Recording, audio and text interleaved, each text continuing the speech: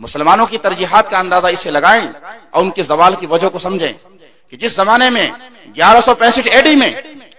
Oxford university की बुनियाद रखी जा रही थी बरतानिया के अंदर,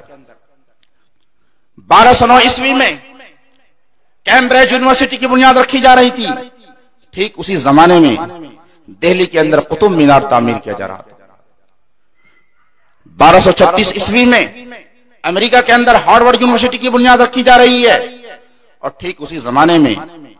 1630 ईस्वी में आगरा के अंदर मशहूर जमाना अजायब खाना ताजमहल की बुनियाद रखी जा रही है, जिसकी तामीर में 22 साल लग गए। उधर जापान में टोक्यो यूनिवर्सिटी की बुनियाद रखी जा रही है और उससे कुछ साल पहले हिंदुस्तान में नवाब आसिफ उद्दौला के जरिए से भूल भुलैया की तामीर जारी है, जिसकी तामीर में 40 साल सर्फ हो गए।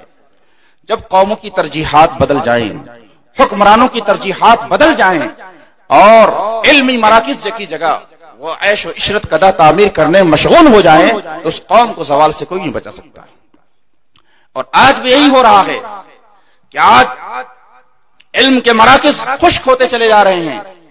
मदारिस को ग़िज़ा नहीं मिल पा रही है, मदारिस बेजान होते चले जा रहे हैं, बिल्डिंग तामीर करने के लिए पैसे नहीं है, बच्चों को खिलाने के लिए पैसे नहीं है, वहां मज़ारात की ऊंची ऊंचे गुंबद बनाए जा रहे हैं, बड़ी बड़ी खानकाहें तामीर की जा रही हैं, लंगर खानों में पैसे खर्च किए जा रहे हैं। क्या ये दौरे ज़वाल नहीं तो और क्या है? ये तरजीहात का फर्क है। जो कौम अपनी तरजीहात को भूल जाती है उस कौम को कोई भी कामयाबी से हमकरार नहीं कर सकता।